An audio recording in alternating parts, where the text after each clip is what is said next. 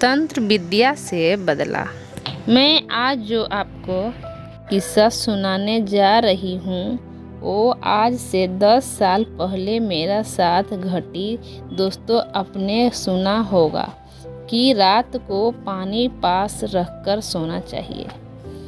ये मेरी कहानी पानी पर आधारित है। आज से 10 साल पहले मैं अपने मामा के यहाँ जैसलमेर गया। वहाँ जाकर पता चला कि यहाँ तो 2 साल से अकाल पड़ा है और पानी लेने के लिए 5 किलोमीटर जाना पड़ता है। मामा मामी से मिलने के बाद मेरे मामा का लड़का और मैं पानी लेने के लिए चल पड़े।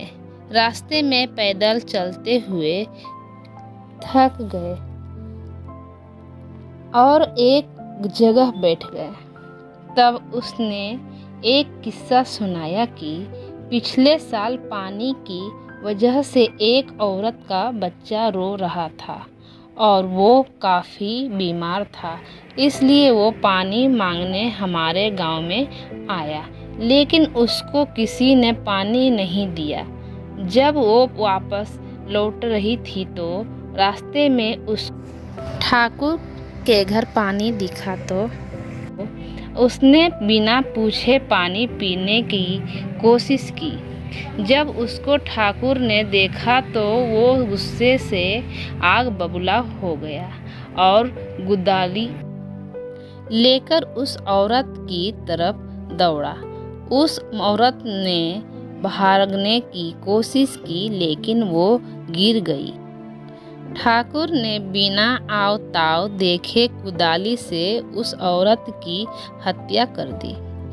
उसके एक दिन बाद उस बच्चे को भी बिना पानी के मौत हो गई। कुछ दिनों बाद खबर आई कि उसी कुदाली से ठाकुर को भी किसी ने मार दिया और धीरे धीरे उसके पूरे परिवार को किसी अनजानी ताकत ने मौत के घाट उतार दिया। यह किस्सा सुनने के बाद हम दोनों पानी लेकर वापस गांव की तरफ लौटने लगे। हल्का हल्का अंधेरा हो चुका था। अचानक हमारे सामने एक बच्चा आया और पानी मांगने लगा, लेकिन इतनी दूर से पानी लाने के कारण हमने उसे मना कर दिया।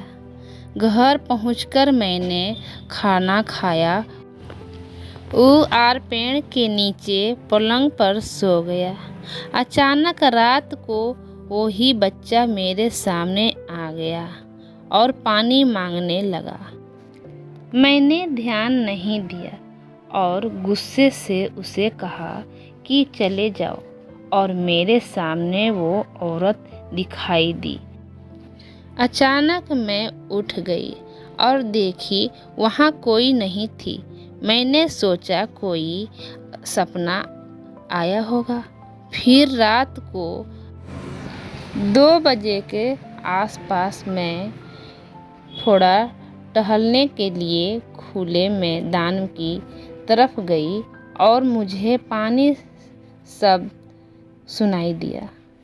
मैंने सोचा मामी होगी। फिर मैं वापस पलंग की तरफ लौट ही थी कि अचानक फिर पानी शब्द सुनाई दिया।